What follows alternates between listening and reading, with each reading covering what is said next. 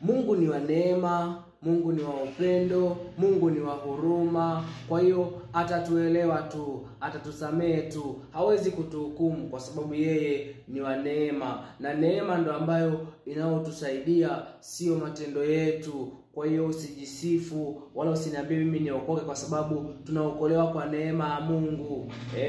Neema ya Mungu ndio itakayotusaidia, Mungu asituhukumu. Kuna watu ambao ukiwapelekea habari njema, ukiwaambia kwa habari ya wokovu, wanakataa kumpokea Yesu kwa kigezo cha kusema kwamba Mungu ni wa neema. Kwa hiyo kwa sababu Mungu ni wa neema, hawezi kuhukumu watu wenye dhambi.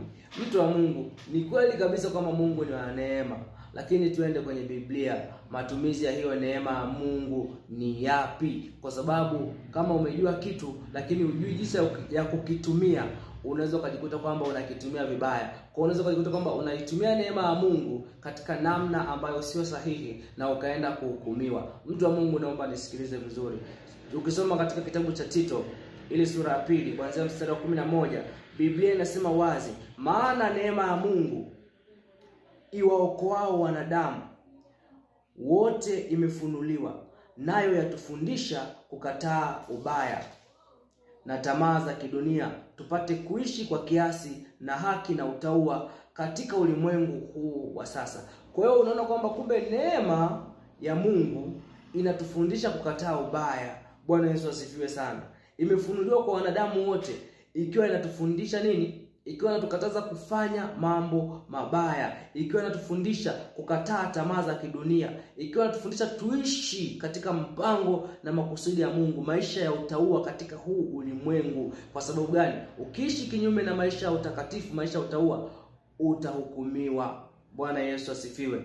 Alafu anasema tukilitazamia tumaini lenye baraka na mafunuo ya utukufu wa Kristo Yesu, Mungu mkuu na mwokozi wetu. Maana yake ni kwamba hiyo neema ambayo imetolewa ni kupitia Yesu Kristo. Maana yake ukikataa kumpokea Yesu Kristo, ukisema tu neema ya Mungu ni kwa watu wote, maana yake huwezi kunufaika kuipata hiyo neema ya Yesu Kristo. Huwezi kuipata kwa sababu hiyo neema imefunuliwa kupitia kwa Yesu Kristo. Maana yake kama hujampokea Yesu Kristo, wewe sio mnufaika wa hiyo neema. Ndio maana tunasema kwamba usijivunie neema ya Mungu ambayo imemwagwa, imefunuliwa kwa watu wote bure pasipo kumpokea Yesu. Kwa hiyo hakikisha unampokea Yesu ili na wewe uwe ni miongoni mwa watu ambao neema ya Mungu italeta matunda sahihi kwenye maisha yao kwa kuwaletea uzima wa milele. Umebarikiwa sana mtu wa Mungu.